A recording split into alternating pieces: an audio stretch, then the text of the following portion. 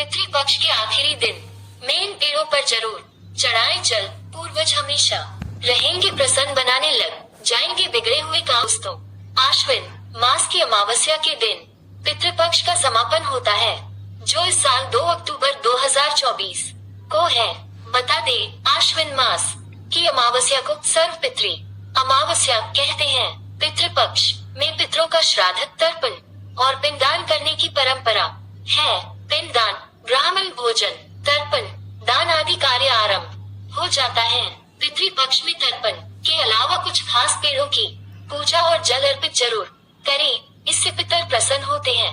पितृपक्ष की शुरुआत भाद्रपद माह के शुक्ल पक्ष की पूर्णिमा तिथि से होती है। पितृपक्ष को श्राद्ध के नाम से जाना जाता है।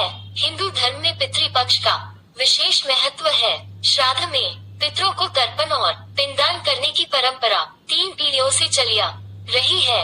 पितरों की मृत्यु की बरसी पर तर्पण और पिंडदान किया जाता है। पितरों का ऋण तर्पण श्राद्ध से ही चुकाया जा सकता है।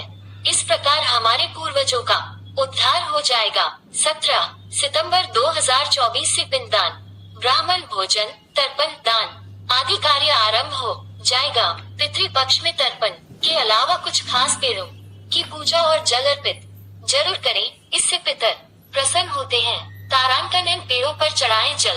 1. पीपल का वृक्ष विशेषकर श्राद्ध पक्ष में लगाना चाहिए।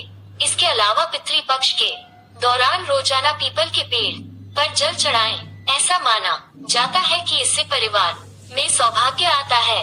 पुराणों के अनुसार वहाँ पितरों का वास होता है, इसलिए पितरों की तृप्ति के लिए पीपल के वृक्ष पर जल में दूध और तिल मिला कर तर्पण करना चाहिए। पितृपक्ष की हर शाम पीपल के पेड़ के नीचे तेल का दीपक जलाएं और पितृ सूक्त का पाठ भी करें। इससे पितृ दोष समाप्त हो जाता है, साथ ही वित्तीय संकट भी दूर होता है। 2. तुलसी में देवी लक्ष्मी का वास माना जाता है। पितृपक्ष के दौरान तुलसी की पूजा करने से पितर भी प्रसन्न रहते हैं और घर में देवी लक्ष्मी का वास होता है। पितृ दोष के हानिकारक प्रभावों से बचने के लिए 5 मुखी, 7 मुखी, 8 मुखी और 12 मुखी रुद्राक्ष धारण करें। यदि यह विकल्प नहीं है तो आप नवग्रह रुद्राक्ष माला भी पहन सकते हैं। तारांकन, पितृपक्ष के दौरान शाम के समय जल रखने वाले स्थान पर पितरों के नाम का दीपक जलाएं। ऐसा कहा जाता है कि इससे घर में सुख शांति बनी रहती है। तारांकन, श्राद्ध पर पितरों को खुश करने के लिए आप 16 दीपक का उपाय कर सकते हैं। हरिद्वार के ज्योतिषाचार्य ने इसी बारे में बताया है।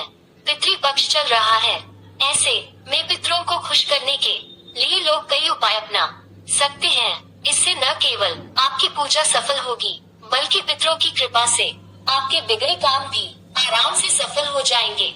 शास्त्रों के अनुसार पितृ विसर्जन अमावस्या पर यदि एक खास उपाय किया जाए तो पितृ प्रसन्न होकर धरती लोक से अपने लोक चले जाते हैं और परिजनों पर सदैव कृपा बनाए रखते हैं।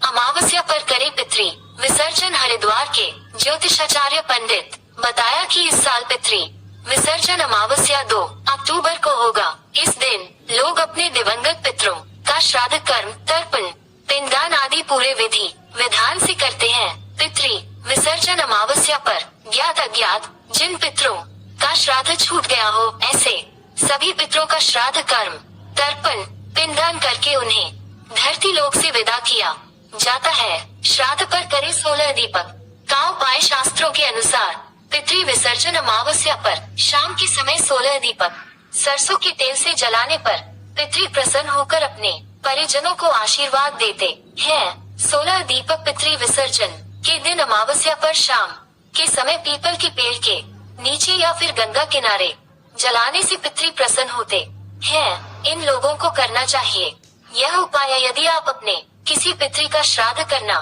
भूल गए हैं या अनजाने में आपको अपने किसी ऐसे पितृ का श्राद्ध करना याद नहीं रहा। उनके उद्धार के लिए पितृ विसर्जन अमावस्या के दिन शाम के समय गंगा किनारे या पीपल के पेड़ के नीचे 16 दीपक जलाकर अपने पितरों की आत्मा की शांति के लिए भगवान से प्रार्थना करें। ऐसा करने से पितरों को शांति मिलती है और उन्हें मोक्ष की प्राप्ति होने का शुभ फल मिलता है।